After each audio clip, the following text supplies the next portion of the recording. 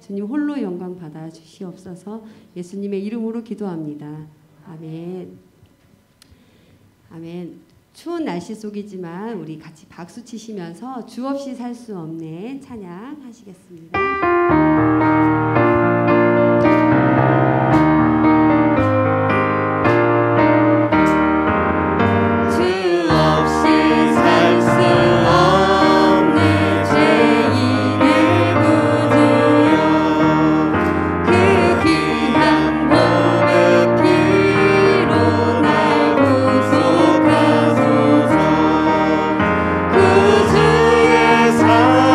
사랑으로 불리시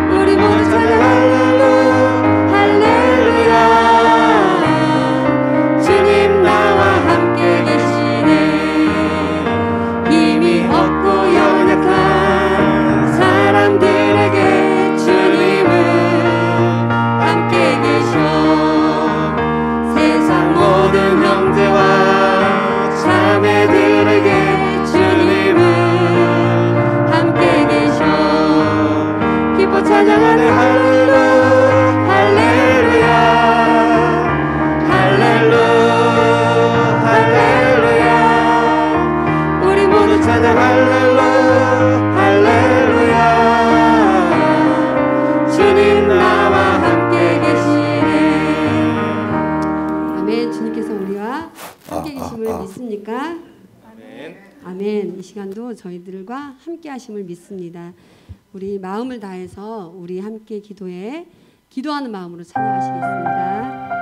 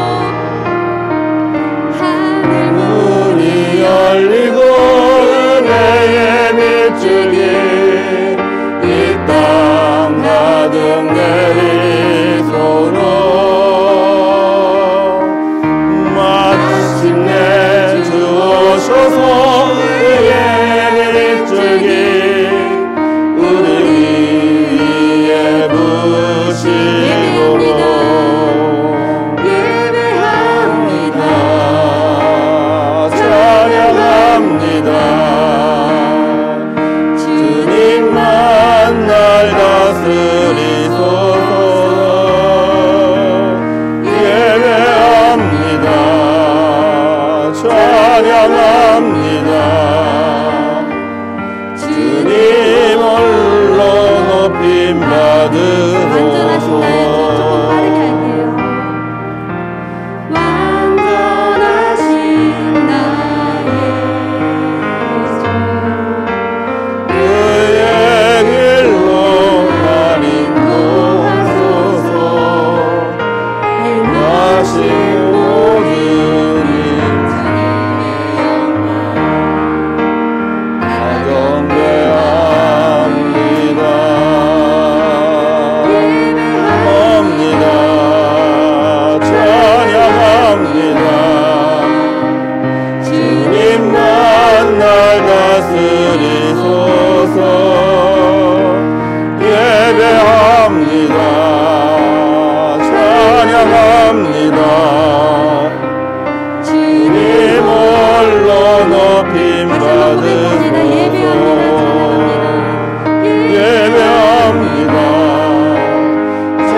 찬양합니다.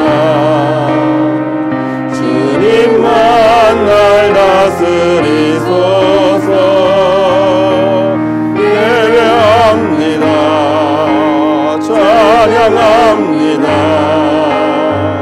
주님 홀로 높임 받으소서.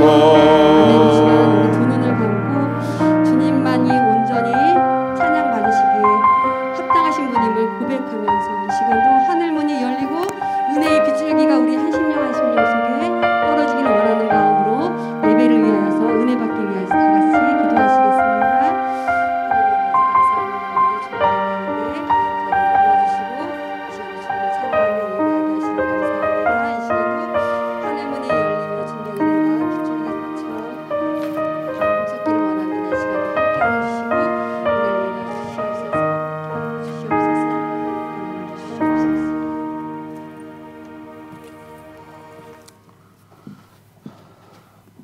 시간이 되었습니다.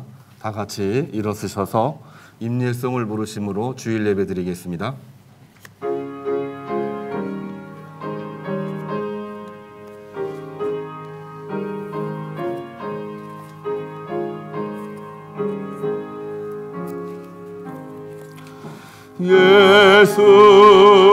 예수의 왕이여 이곳에 오셔서 우리가 왕께 드리는 영광을 받아주소서. 우리는 주님의 백성, 주님은 우리의 왕이라. 왕이신 예수님 오셔서 좌정하사 다스리소서.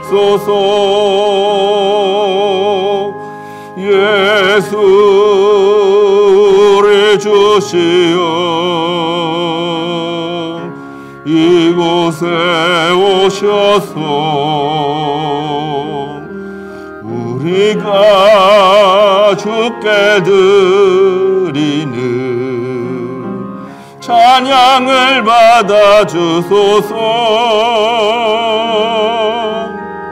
우리는 주님의 종들, 주님은 우리의 주시라. 주 되신 예수님 오셔서 이 찬양을 받아주소서.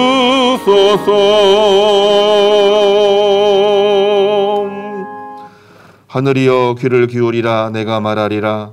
땅은 내 입의 말을 들을지어다. 내 교훈은 비처럼 내리고 내 말은 이슬처럼 맺히나니 연한 불 위에 가는 비 같고 채소 위에 담비 같도다. 내가 여호와의 이름을 전파하리니 너희는 우리 하나님께 위엄을 돌릴지어다. 아멘.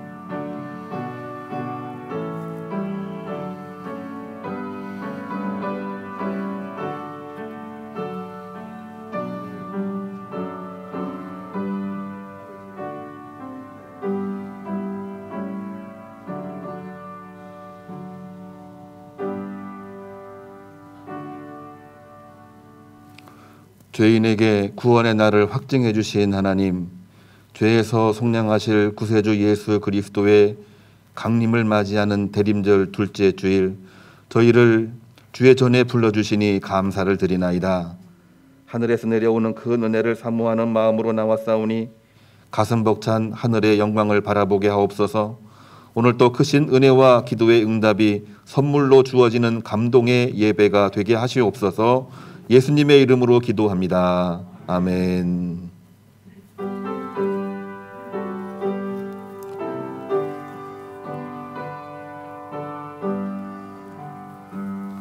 큰 영광 중에 계신 주 나 찬송합니다. 영원히 계실 주의 나 찬송합니다. 한없이 크신 능력을 나 찬송합니다. 참되고 미쁜 그 언약 나 찬송합니다. 온 천지 창조하시던 그 말씀 힘입어 영원히 변치 않을 주 나 믿사옵니다. 그 온유하신 주 음성 날 불러주시고 그 품에 품어주시니 나 찬송합니다.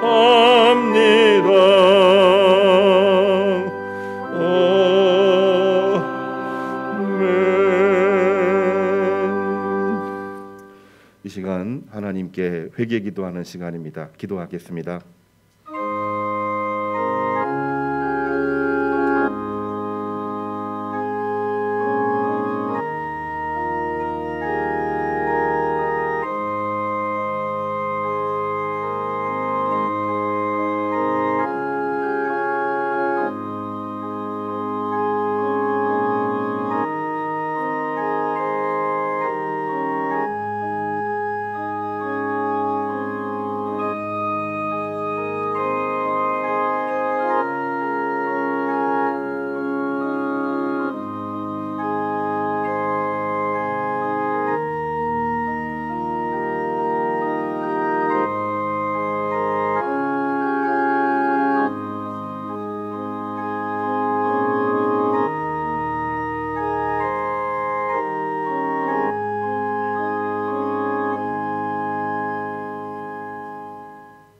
주님, 이 시간 머리 숙여 회개하며 기도합니다.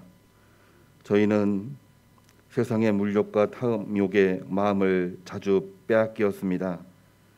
향락의 마음이 흔들려 우리 스스로를 주체하지 못하고 하나님을 향한 믿음도 갖지 못할 때가 너무 많았습니다. 저희들의 불신앙과 연약함을 긍휼히 여겨 주시옵소서. 탐욕과 오만한 마음을 낮춰주시고 비틀어진 잘못된 우리의 생각을 하나님 고쳐 주시옵소서. 빛과 소금으로 세상을 변화시키고 하나님의 은혜로 충만케 해야 될 그 소명을 잘 감당하겠다 늘 마음속으로 결심했지만 우리의 몸이 우리의 손과 발이 움직이지를 못했습니다. 늘 주님을 향한 믿음을 가지겠다 결단하면서도 손과 발이 움직이지 못함으로 세상 사람들과 다를 바 없는 모습으로 살아갔던 이러한 무능함을 다시 한번 고백하오니 하나님 긍휼히 여겨 주옵소서. 불쌍히 여겨 주시옵소서. 다시 한번 이 시간 성령으로 임재해 주시어 저희들의 몸과 마음과 영혼이 성령으로 충만하여 주님의 이름으로 거듭나게 해주시고 하나님 신앙으로 굳게 일어서게 하시옵소서. 예수 그리스도의 이름으로 회개의 기도를 드리오며 오라 우리가 여호와께 돌아가자. 여호와께서 우리를 찢으셨으나 도로 낫게 하실 것이요 우리를 치셨으나 싸매어 주실 것임이라. 여호와께서 이틀 후에 우리를 살리시며 셋째 날에 우리를 일으키시리니 우리가 그의 앞에서 살리라. 아멘.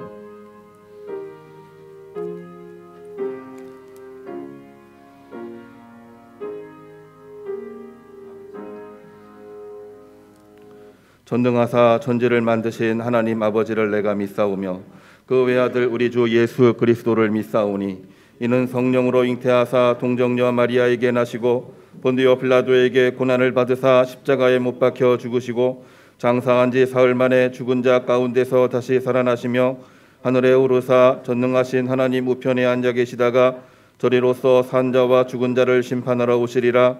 성령을 믿사오며 거룩한 공예와 성도가 서로 교통하는 것과 죄를 사하여 주시는 것과 몸이 다시 사는 것과 영원히 사는 것을 믿사옵나이다. 아멘.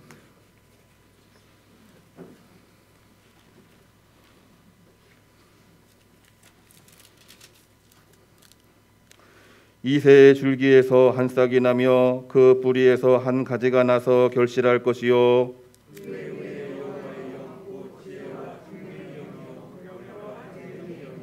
지식과 여호와를 경외하는 영이 강림하시리니 그의 눈에 보이는 대로 심판하지 아니하며 그의 귀에 들리는 대로 판단하지 아니하며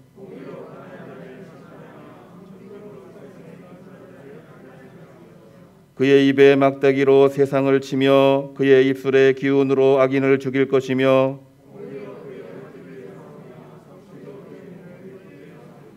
그때에 이리가 어린 양과 함께 살며 표범이 어린 염소와 함께 누우며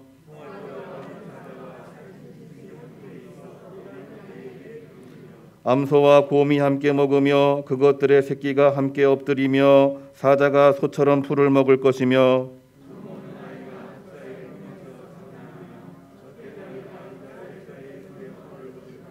내 거룩한 산 모든 곳에서 해됨도 없고 상함도 없을 것이니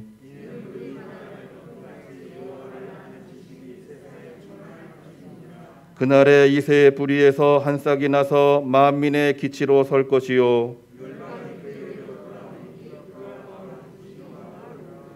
아멘.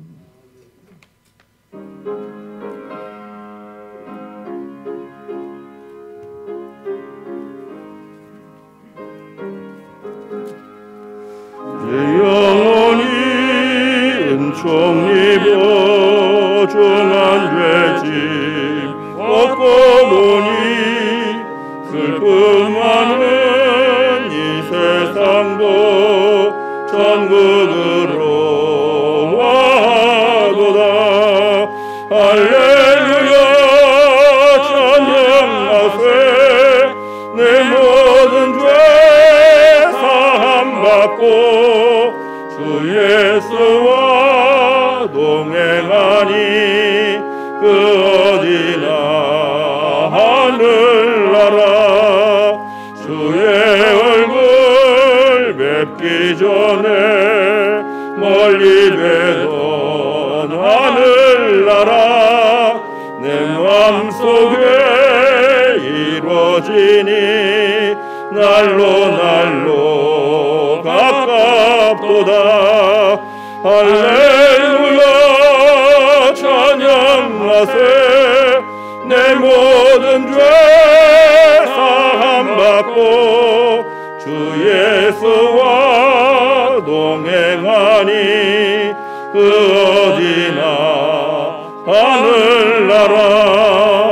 높은 산이 거친 들이 저막이나 궁궐이나 내 주 예수 모신 곳이 그 어디나 하늘나라. 할렐루야 찬양하세. 내 모든 죄 사함받고 주 예수와 동행하니 그 어디나 하늘나라. 주님 참으로 감사를 드립니다. 은혜 가운데에 죄전이 나와 감사함으로 경배하게 하시고 이 시간 마음과 정성으로 예물을 드리게 하시니 감사를 드리나이다. 기쁘게 받아 주시옵소서. 흠양하여 주시옵소서.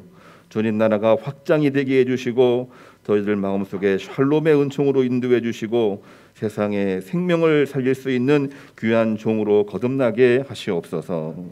10의 1조를 주님께 드리나이다. 주님의 것을 구분하오니 저희들을 성별하사 더욱더 크게 사용해 주시고 귀중하게 사용해 주시고 하나님 저희들을 통해서 큰 영광 받으시기를 간절히 소원하나이다. 주정헌금을 드리나이다.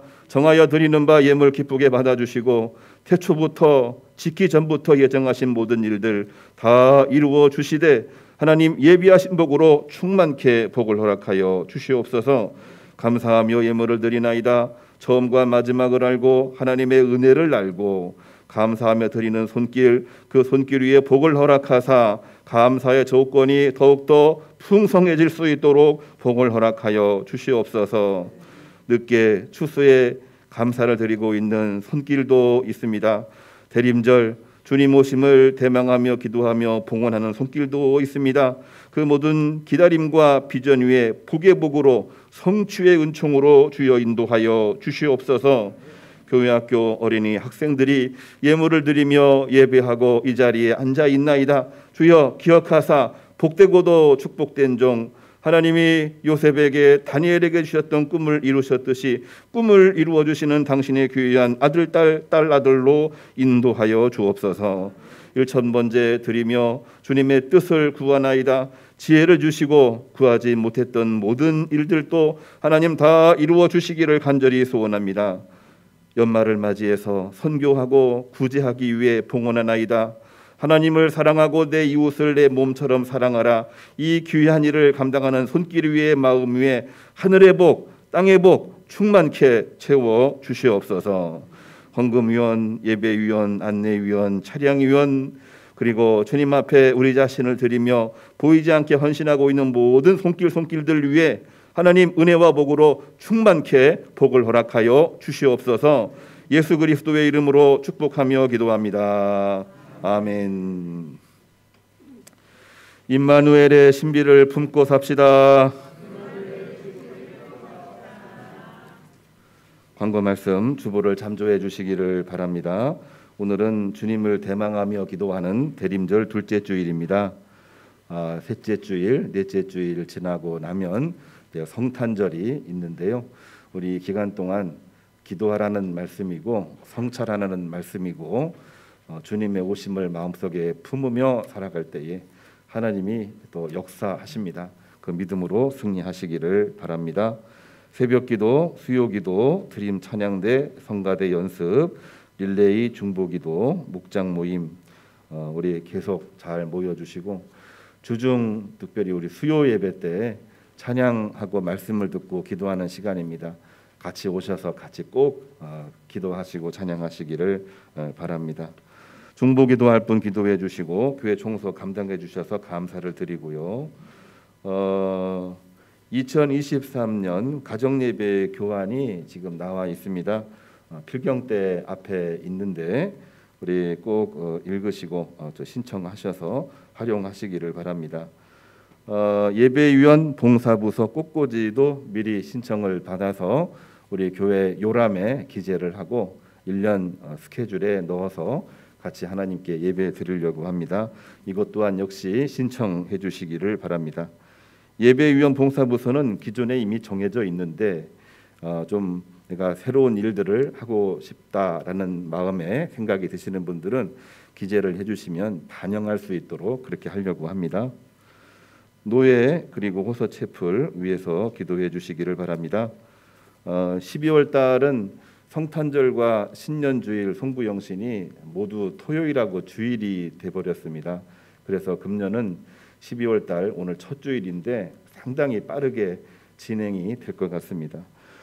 특별히 오늘 광고 말씀드릴 것은 25일이 주일인데 24일 날 토요일 저녁입니다. 성탄 전야제 하려고 합니다. 이날 부서별 또 기관별 찬양 대회입니다. 팀별은 아니고요. 우리 부서별 신도회별 찬양 대회니까 지금부터 한 달 동안 준비해 주셔서 주님의 오심을 같이 찬미하고 또 기다리는 그런 시간을 가지시고 준비해 주시기 바랍니다. 예, 이상으로 광고 말씀 마치겠습니다. 네, 오늘 중요한 광고 공동회가 예배 후에 있습니다.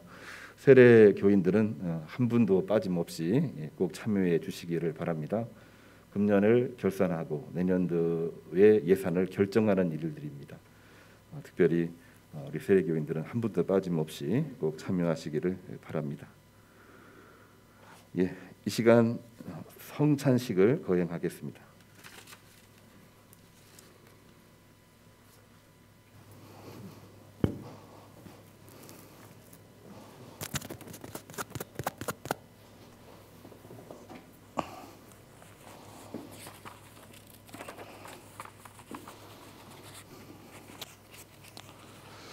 주님의 평화가 여러분과 함께 하시기를 기도합니다.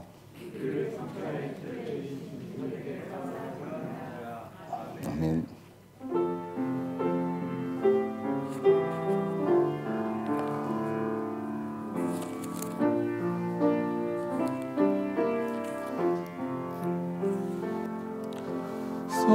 사랑의 나누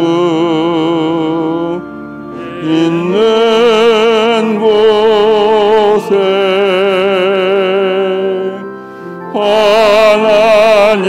하나님께서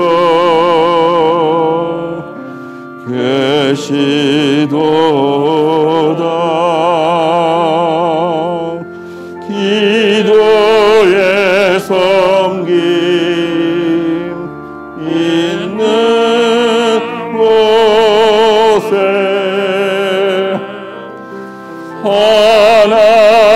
하나님께서 계시도다.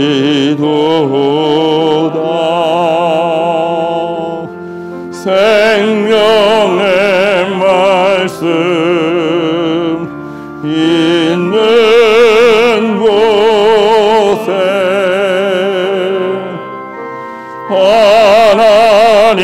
하나님께서 계시도다. 믿음의 고백 있는 곳에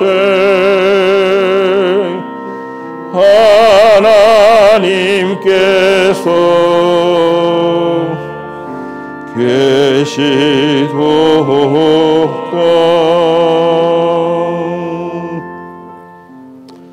제가 여러분에게 전하고 있는 것은 주님께서 우리에게 주신 것입니다. 예수님께서 잡히시던 밤에 떡을 가지사 축사하시고 떼어 말씀하셨습니다. 이것은 너희를 위하는 내 몸이니 이것을 행하여 나를 기념하라. 식후에 또한 그와 같이 잔을 가지시고 말씀하시기를 이 잔은 내 피로 세운 새 언약이니 이것을 행하여 마실 때마다 나를 기념하라 하셨습니다. 아멘. 성도 여러분, 이 떡은 주님께서 우리에게 주신 주님의 몸입니다.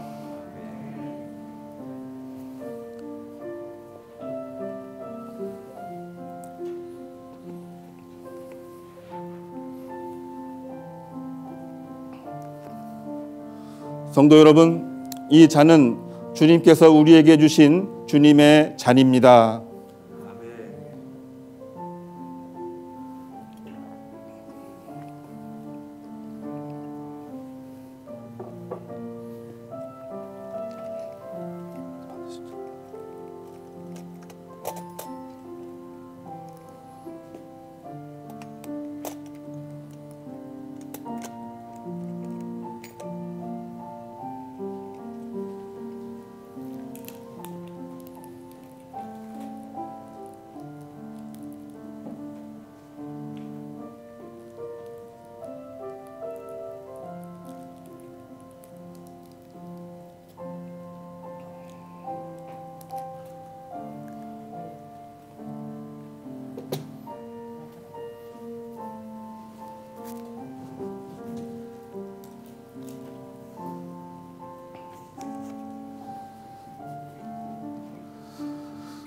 주님께서는 잡히시기 전날 밤에 떡과 잔을 나누어 주시면서 주님의 몸, 주님의 언약의 잔을 말씀하셨습니다.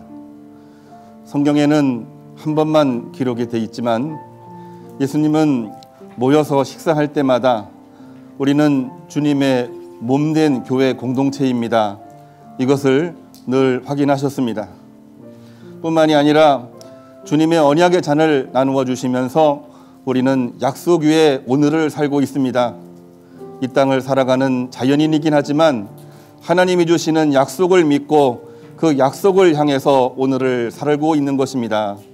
이러한 말씀을 주시면서 주님의 몸된 공동체로 살아가기를 당부하고 부탁을 하셨습니다. 예배 때에도 우리는 주님의 몸된 공동체 한 몸으로 예배를 드립니다. 성도로서, 찬양대원, 또한 성가대로서, 또 여러 예배위원으로 여러 모양을 하고 있지만 몸의 지체가 하나가 되어 하나님 앞에 한 몸으로 예배를 드리고 있는 것입니다. 예배 후에도 우리는 흩어지지 않습니다. 다른 몸으로 살아가지 않습니다. 한 몸 되어 같이 공동 식사하고 한 몸 되어 주님 주신 소명과 사명을 감당하며 살아가는 것입니다.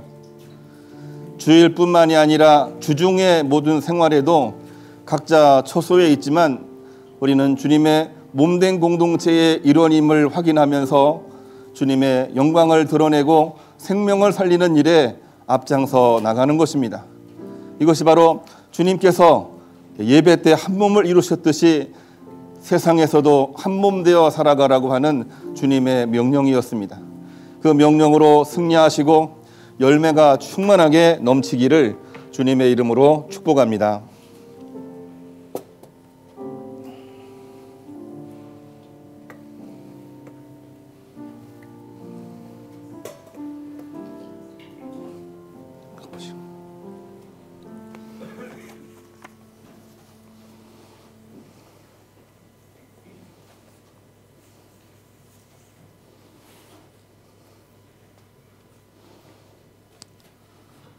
성찬을 주신 하나님께 감사기도 드리겠습니다.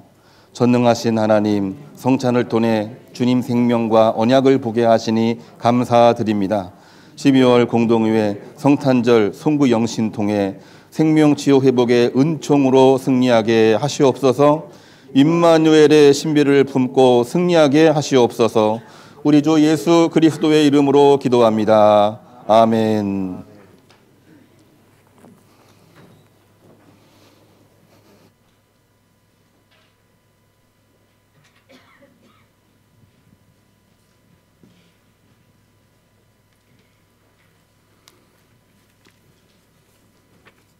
찬송가 104장 함께 부르겠습니다.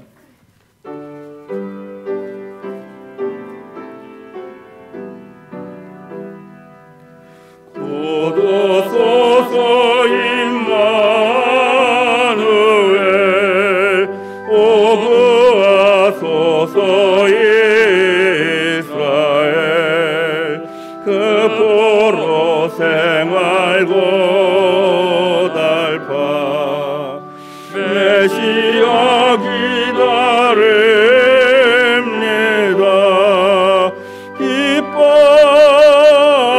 기뻐하라 이스라엘 곧 오시리라 오 임마누엘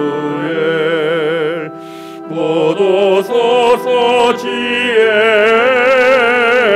주 온 만물 질서 주시고 참길 이의 길 보이사 갈 길을 인도하소서. 기뻐하라 이스라엘 곧 오시리 오 임마누엘 곧 오소서 소망의 주 난 백성 한마음 이리로 시기와 분쟁 없애고 참 평화 채워주소서. 기뻐하라 이스라엘 곧 오시리 오 임마누엘.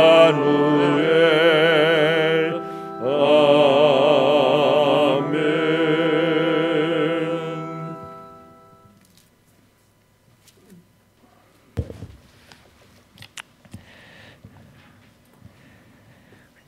주님을 찬양합니다.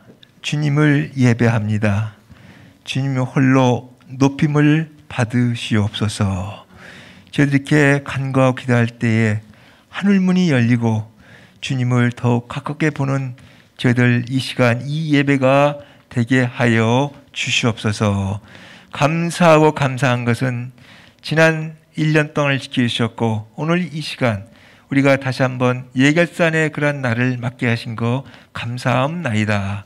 우리가 사는 것은 순간이고 아버지와 짧은 시간이지만 우리 속에 영혼을 갈구하게 해주셨고 영혼에 살게 하신 거 감사합나이다. 아버지 오늘의 시점이 우리의 경영이 오늘에 끝나는 게 아니라 늘 주님이 가르쳐 주시는 영혼으로 이어질 수 있도록 우리를 이끌어 주시옵소서. 아버지 이 시간 먼저 저희들 회개를 드립니다. 아버지시여 저희들 마음으로 또 손으로 발로 잘못한 거 용서해 주사 아버지 저희들을 정결케 하시고 다시 한번 창조의 그 순수함으로 돌아가게 하사 오늘 우리에게 떨어지는 말씀에 아버지여 30배, 60배, 100배의 결실을 맺을 수 있도록 저희들을 도와 주시옵소서. 주님 다시 한번 주님 간구합나이다. 날들 속에서 형통한 날에는 우리가 더 기뻐하고 공고한 날에는 되돌아보게 하사 아버지 주님의 우리에 대한 뜻을 헤아리는 저희들 될 수 있도록 도와 주시옵소서. 이 시간 주님께 간구합나이다. 아버지 어디 있든지 간에 저희들 이 드림의 공동체 한 몸 한 지체로 한 마음으로 예배 드리게 하옵소서. 마음은 원하지만 못다운 우리의 지체들도 있습니다. 어디 있든지 저희에게 똑같은 아버지여 주님의 자녀와 드림의 공동체임을 다시 한번 확인하는 이 자리가 되게 하여 주시옵소서. 노구의 몸과 어려운 몸을 이끌고 이전에 나온 주님의 종들의 아버지여 그의 신심을 알 줄 믿사옵나니 내가 잘했다 내가 너를 받아들인다 하는 그 음성을 듣고 힘을 얻는 저희들 되게 하여 주시옵소서. 또 흩어진 마음으로 여기 나왔은 저희들에게도 아버지여 다시 한번 많은 빛이 한 곳에 모이듯이 아버지여 저희들의 주님만을 향하는 그러한 오늘 이 자리 이 예배가 되게 하여 주시옵소서. 특별히 우리가 예산을 짜고 할 때 아버지여 무엇보다도 우리의 젊은 세대를 먼저 생각하게 해주셨고 또 우리까지 지금까지 이끌었던 우리의 어른들을 생각하는 우리의 교회 경영 되게 하여 주시옵소서. 오늘의 모든 순서도 주님께서 주장하시고 이끌어 주시옵소서. 특별히 공동의회에 함께하사 아버지 저희들의 추수의 장에 있어서 감사로 받아들이는 이러한 예결산 자리가 되게 할 수 있도록 도와주시옵소서. 이 모든 말씀을 예수 그리스도의 이름으로 기도합나이다. 아멘.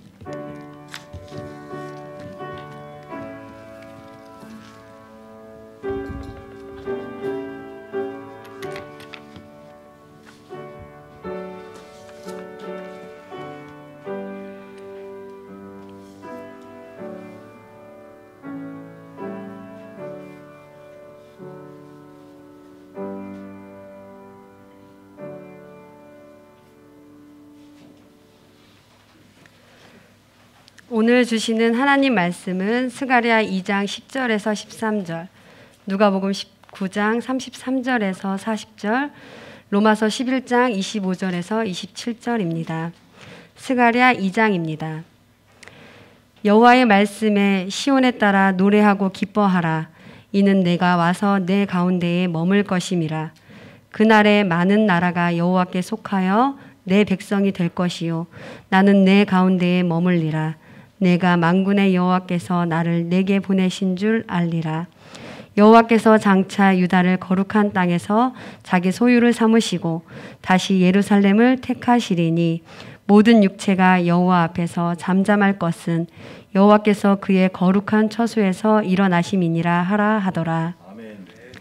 누가복음 19장입니다. 나귀 새끼를 풀 때에 그 임자들이 이르되 어찌하여 나귀 새끼를 푸느냐 대답하되 주께서 쓰시겠다 하고 그것을 예수께로 끌고 와서 자기들의 겉옷을 나귀 새끼 위에 걸쳐놓고 예수를 태우니 가실 때에 그들이 자기의 겉옷을 길에 펴더라. 이미 강난산 내리막길에 가까이 오심에 제자의 온 무리가 자기들이 본 바 모든 능한 일로 인하여 기뻐하며 큰 소리로 하나님을 찬양하여 이르되 찬송하리로다. 주의 이름으로 오시는 왕이여 하늘에는 평화요 가장 높은 곳에는 영광이로다 하니 무리 중 어떤 바리새인들이 말하되 선생이여 당신의 제자들을 책망하소서 하거늘 대답하여 이르시되 내가 너희에게 말하노니 만일 이 사람들이 침묵하면 돌들이 소리 지르리라 하시니라. 로마서 11장입니다. 형제들아 너희가 스스로 지혜 있다 하면서 이 신비를 너희가 모르기를 내가 원하지 아니하노니 이 신비는 이방인의 충만한 수가 들어오기까지 이스라엘의 덜어는 우둔하게 된 것이라. 그리하여 온 이스라엘이 구원을 받으리라. 기록된 바 구원자가 시온에서 오사 야곱에게서 경건하지 않은 것을 돌이키시겠고 내가 그들의 죄를 없이 할 때에 그들에게 이루어질 내 언약이 이것이라 함과 같으니라. 아멘.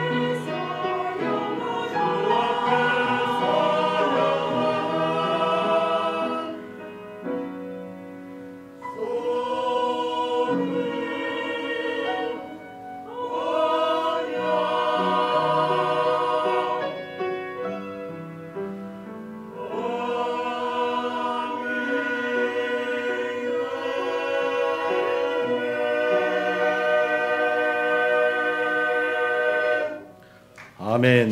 하나님께 영광의 박수 돌리겠습니다. 옆에 계신 분들과 인사하겠습니다. 샬롬 샬롬. 오늘 찬양 소금 언약과도 같이 하나님이 우리에게 주신 언약은 소금 언약입니다. 그리고 하나님의 신비입니다. 소금 언약을 품고 승리하시는 우리 모든 교우님들 되기를 주님의 이름으로 축복합니다. 대림절 둘째 주일입니다.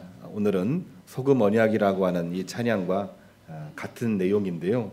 하나님이 우리와 함께 하시다 임마누엘의 신비를 말씀으로 묵상하는 그런 시간을 가지려고 합니다.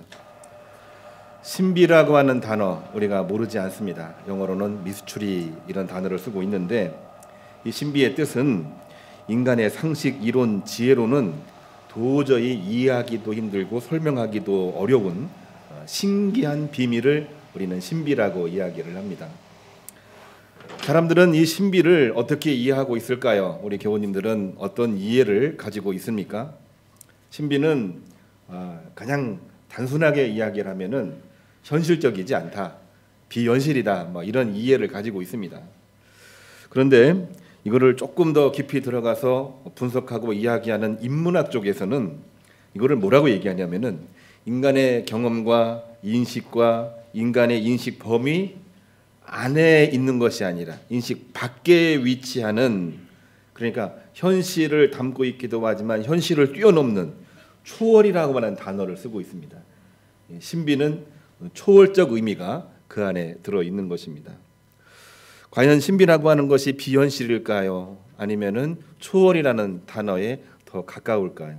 우리가 이해하고 있는 신비, 비현실적이다, 아니면 현실을 뛰어넘는다, 현실 이전인가 현실 이후인가, 우리가 고민될 수밖에 없는 그러한 내용인데, 그러나 이것을 단적으로 보면은 그렇게 이해할 수 있지만 이거를 움직이고 있는, 그리고 항상 변하고 있는 상태, 동적인 상태로 보게 되면은 비현실이라고 하는 것은 시간이 흐르는 그 흐름 속에서는 결국은 다 사라지고 마는 것입니다.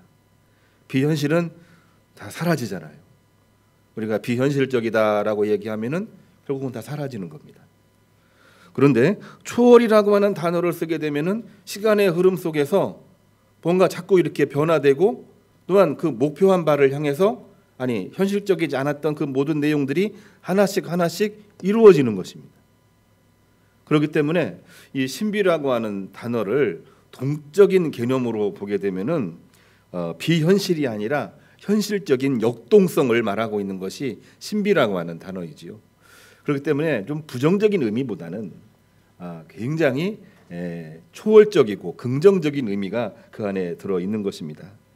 그래서 어떤 사람들은 신비라고 하는 단어를 단순히 현실이라고 표현하지 않고 미래지향적인 현실, 그래서 미래지향적인 현실이기 때문에 이것을 현실적인 내용이라고도 이야기를 합니다.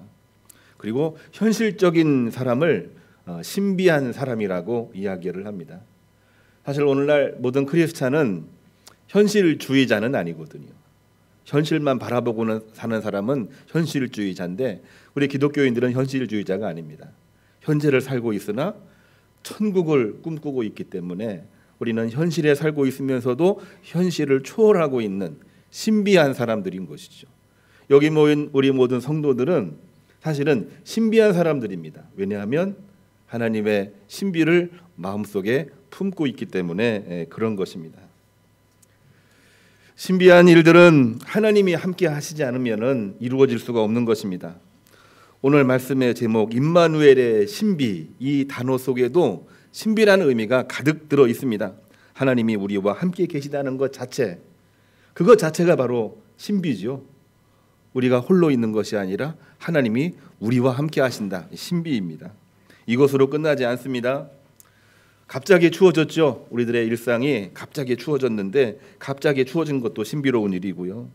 코로나가 극도로 심해졌으나 이제는 진정되는 분위기도 사실은 신비입니다. 경제, 정치, 혼돈의 이 상황이 오긴 했지만은 또 어떻게 변화될지 우리가 알 수 없는 그 자체도 바로 신비가 되는 것입니다. 그러한 중에도 진짜 신비 중의 신비는 뭐냐면은 성경에 나와 있는 말씀이 신비입니다. 그처럼 극도로 혼란스럽고 절망적인 가운데에서도 하나님의 말씀은 뭡니까?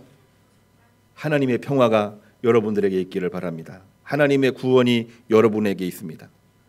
하나님의 사랑이 지금도 살아서 우리와 함께 계십니다. 이것 자체가 바로 신비가 되는 것입니다.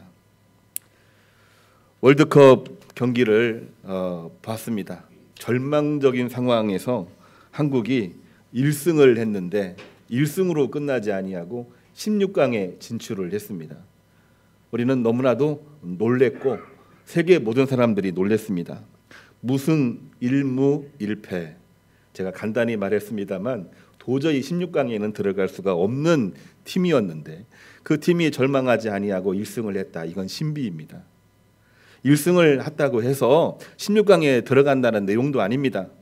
경쟁 국가가 승점을 다득점을 내놓지를 못해서 대한민국이 16강에 들어갔어요. 이것 또한 역시 신비입니다. 사실은 모든 게 다 신비인 거죠. 현실이 아니라 현실을 뛰어넘는 그 무언가가 앞에 대기하고 있고 그것을 바라보고 살아가는 것이 우리 신앙인들의 모습인데 그 신비가 있는 것입니다.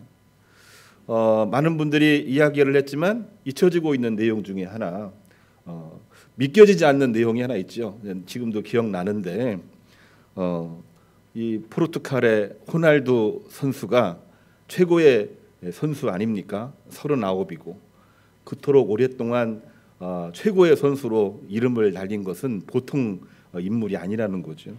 근데 골 한 번도 넣지를 못하고 오히려 우리나라 선수에게 등으로 골을 내주면서 우리 김영권 선수가 골인을 하게 되는 역할을 했습니다. 그래서 호날두 선수는 포르투갈 선수가 아니라 한국 선수가 됐다. 뭐 그런 일이 벌어졌는데 이게 가능한 얘기가 아니잖아요. 이거는 신비 중에 신비라고 말할 수가 밖에 없는 것입니다. 이거는 우리가 상상도 하지 못하는 그러한 일이기도 하고 이거는 그 무언가가 개입되지 않고서는 불가능한 그러한 내용이 되는 것입니다. 그렇습니다. 우리들의 신비는 하나님과의 깊은 관련성 속에서 오늘날의 신비가 진행되고 있는 거거든요. 오늘 말씀도 신비 중에 신비를 말하고 있습니다. 스가랴 2장 10절 이하에 나와 있는 말씀은 스가랴 선지자가 세 번째 환상을 가지고 선포한 하나님의 말씀인데요. 하나님께서는 이스라엘을 불신앙으로 심판을 하셨습니다. 불신앙 때문에 심판을 하셨어요. 바벨론 포로에서 돌아왔지만 하나 되지를 못하고 유대인 사마리아인 너무나도 극한 대립을 하는 가운데에 헤어졌고 성전 재건은 완전히 실패로 이르게 되었던 것입니다. 그러한 때에 이 스가랴는 절망 중에도 하나님의 말씀을 선포합니다. 내가 다시 하나님의 집 성전을 세우겠다. 불가능한가? 절대로 아니다. 여호와 하나님께서 예루살렘의 불성벽이 되게 하셔서 예루살렘 성전을 다시 재건하시겠다. 절망입니다. 경제적으로도 절망이지만 인적 자원으로도 불가능이에요. 유대인과 사마리아인이 극한 대립으로 결별을 해버렸거든요. 그러한 가운데에도 하나님은 직접 나서셔서 내가 예루살렘 이 성의 성벽이 그것도 불성벽이 되게 하시겠다. 그러므로 반드시 성전을 재건하게 될 것이다. 그 말씀을 주신 것입니다. 이 신비 중에 신비죠. 성전을 떠나가셨습니다. 그러나 다시 성전으로 들어오시겠다고 하는 하나님의 말씀이 신비라고 하는 이야기입니다. 누가복음 19장 33절에 나와 있는 말씀도 신비에 관한 말씀입니다. 메시아 주님께서 나귀를 타고 오신다. 이게 이해가 되십니까? 우리가 말씀을 늘 읽고 있기 때문에 당연한 것처럼 보이는데 하나님이 이 땅에서 사람들은 말을 타고 다니는데 나귀를 타고 오신다. 가장 높은 곳에서 가장 낮은 모습으로 오신다고 하는 하나님의 신비를 말하고 있는 것입니다. 사람들은 겉옷을 펴고 주님을 영접하는데 그러한 주님을 내 모든 것을 다 내려놓고 주님을 영접한다는 것 자체도 바로 신비가 되는 것입니다. 바울은 로마서 11장 25절을 말씀을 통해서 하나님의 또 다른 신비를 말씀하고 있는데요. 이스라엘 민족 유대인들을 잠시 우둔케 해서 복음을 전하는, 특별히 이방인에게 복음을 전하는 이 사도들을 핍박하게 만듭니다. 그것 때문에 사도 바울도 힘들었고 그것을 바라봤던 제자들, 그들을 따랐던 많은 교인들도 실족을 많이 했어요. 우리가 주의 일을 감당하는데 왜 이스라엘 유대인들이 방해를 할까? 그런 고민을 참 많이 했는데 잠시 우둔케 해서 선교를 방해한 이유를 설명하고 있습니다. 그 이유는 다름이 아니라 이방인 선교를 더 잘하기 위해서, 이방인 선교의 영역을 더 확장시키기 위해서 하나님이 그 일을 준비하신 것이다. 이것이 바로 하나님의 신비라고 사도 바울은 이야기를 하고 있는 것입니다. 성도 여러분, 오늘 말씀 속에 아주 중요한 내용이 있습니다. 하나님은 우리를 위해서 오셨다는 그 자체가 그 한 번의 신비로 끝나지 아니하고 계속해서 우리들에게 신비함으로, 우리에게 초월적인 하나님으로 나타나시고 계시다고 하는 것입니다. 하나님의 약속은 결코 파괴되지 않습니다.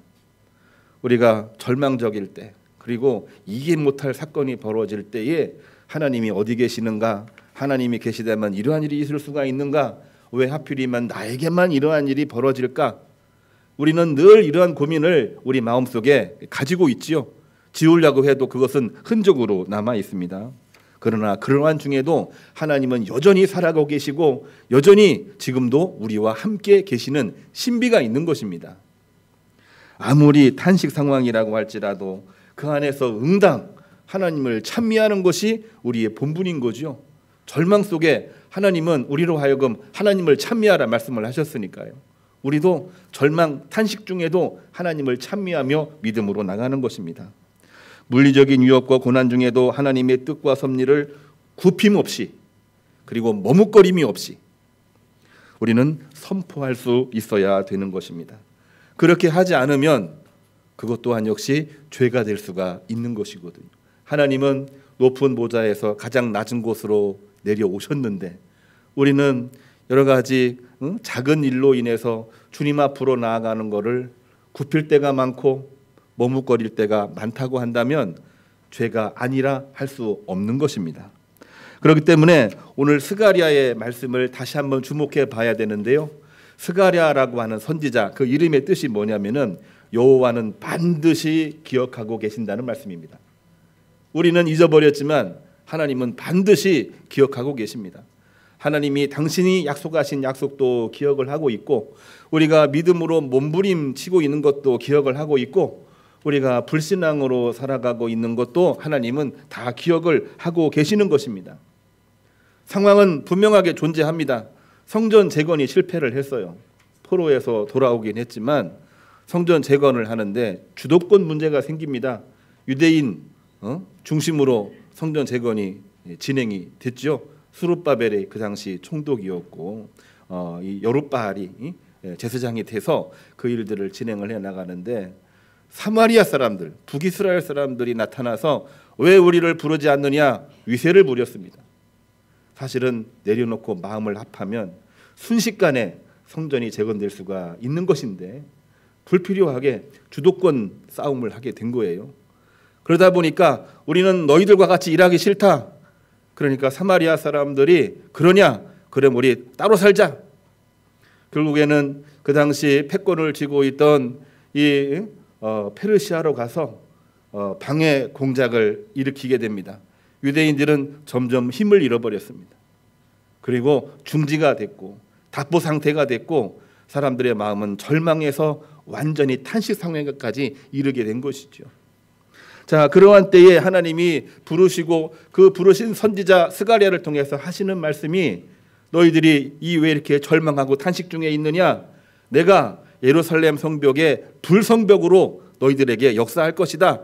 그러니까 회개하고 돌아와 이 성전을 재건하라. 이 말씀을 주시고 있는 것입니다.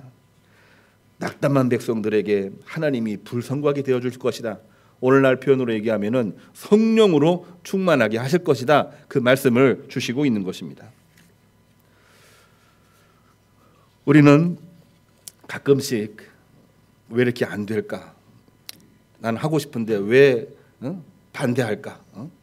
또 우리가 하려고 하는데 왜 그렇게 일이 안 풀릴까? 우리들 마음속에는 그 내용들이 존재할 수밖에 없습니다. 각박하니까요. 또 내 안에서 완전하지 않고 늘 이 겉사람과 속사람이 서로 싸우고 있으니까요. 그럴 수밖에 없습니다. 그럴 때마다 우리는 이 하나님의 신비를 다시 한번 바라볼 수 있어야 됩니다. 임마누엘의 신비를 다시 한번 바라볼 수 있어야 됩니다. 그 신비가 과연 뭡니까? 현실을 보는 것이 아니라 현실을 뛰어넘는 초월, 그 신비를 보는 것입니다. 현실을 보는 것이 아니라 현실적인 것을 보는 것입니다. 현실을 보는 사람은 현실주의자가 됩니다만 현실적인 것을 보는 사람은 하나님의 신비를 보는 사람이 되는 것입니다. 이거를 오늘날은 뭐라고 표현을 하냐면요, 메타 지식이라고 이야기를 합니다.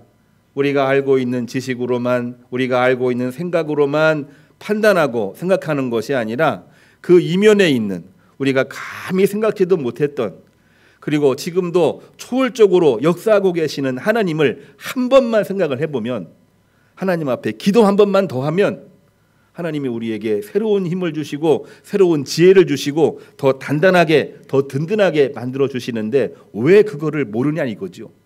그것이 바로 메타 지식입니다.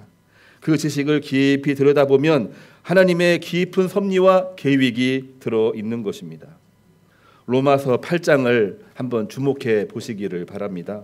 바울은 고린도에서 복음을 전하는데 고린도에서의 어려움은 우리가 많이 이야기를 했죠.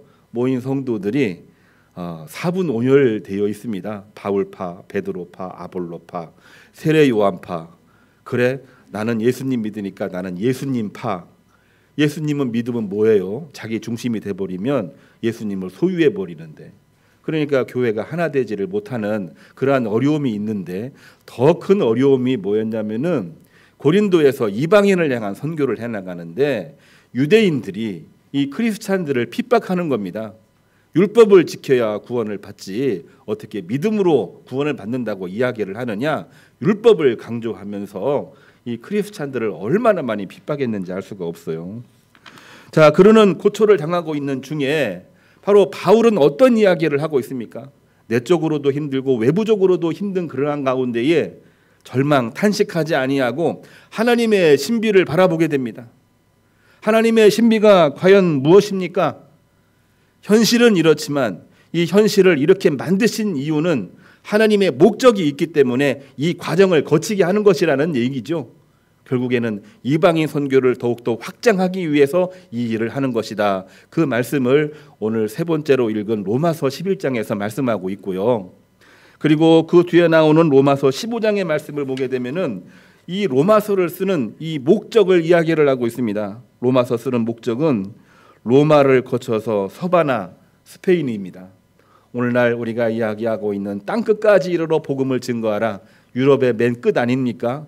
땅끝까지 이르러 복음을 전하는 일이 이 절망과 탄식 중에 우리가 가져야 될 하나님의 신비요. 이러한 일들을 해나가는 가운데에서도 가장 힘들고 어렵게 고통받고 있는 최초의 교회, 예루살렘 교회를 향해서 봉헌하고 그들에게 구제헌금을 전달하는 일이 내 이 목적입니다. 내가 로마 교회에 편지하는 목적이요, 앞으로 로마 교회를 가야 될 목적입니다. 이 내용을 밝히고 있는 것입니다.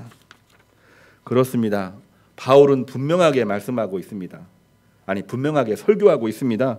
유대인들이 선교를 방해하고 있지만 이것은 이방인의 선교 확장 이 시간을 더 확장시켜 주는 것이므로 우리 생각 그리고 우리의 모든 낙심을 버리고 끝까지 복음에 충성하라고 하는 말씀을 하고 있는 것입니다.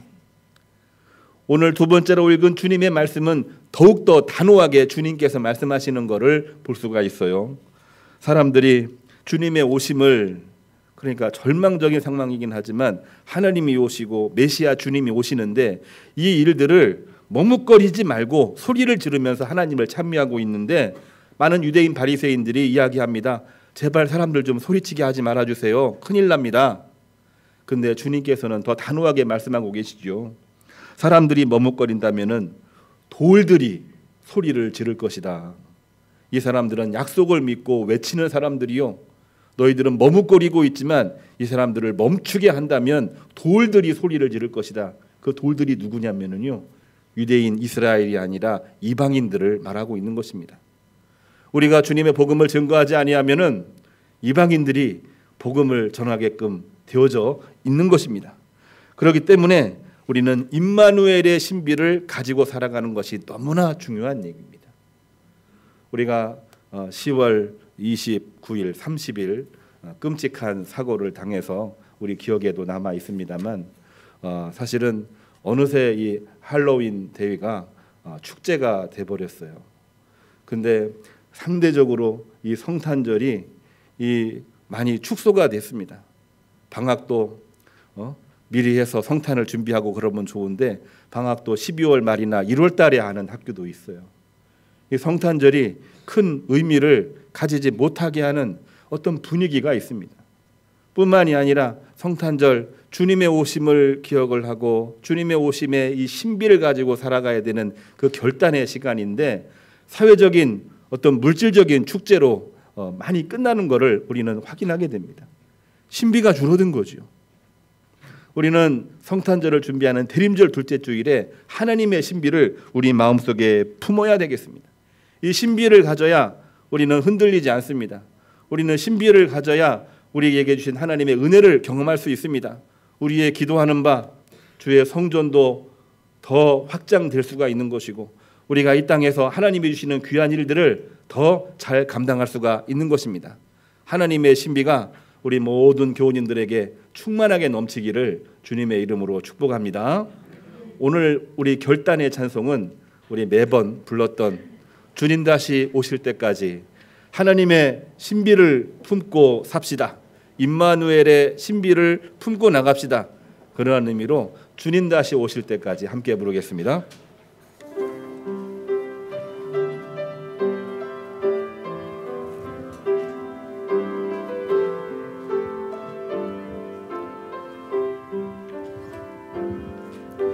주님 다시 오실 때까지 나는 이 길을 가리라.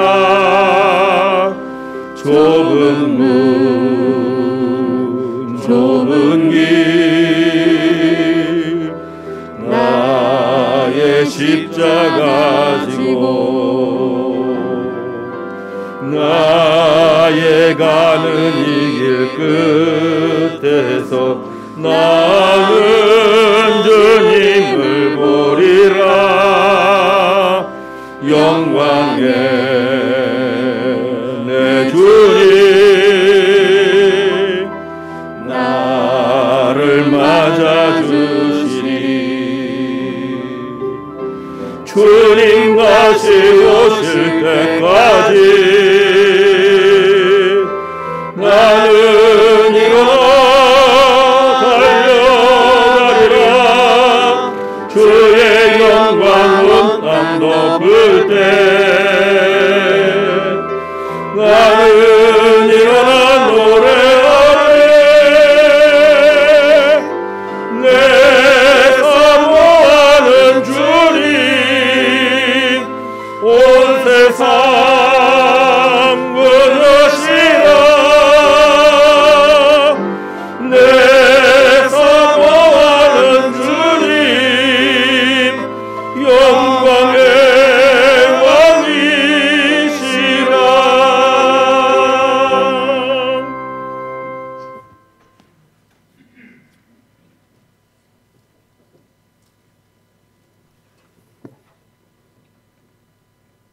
예수를 세상에 보내심은 세상을 심판하려 하심이 아니라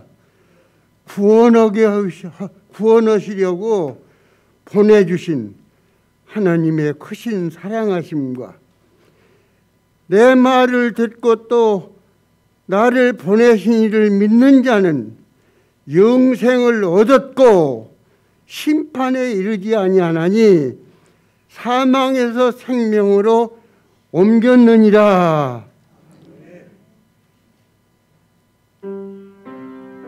이 말씀 믿고 이 말씀 지키고 살아가도록 성령의 크신 은사가 임마누엘의 신비를 간직하고 살아가기로 하나님 앞에 다짐하고 돌아가는 모든 교우들을 위해, 이 교회에 속한 모든 성도들을 위해 이제부터 영원토록 함께 하시기를 간절히 축원하옵나이다. 아멘.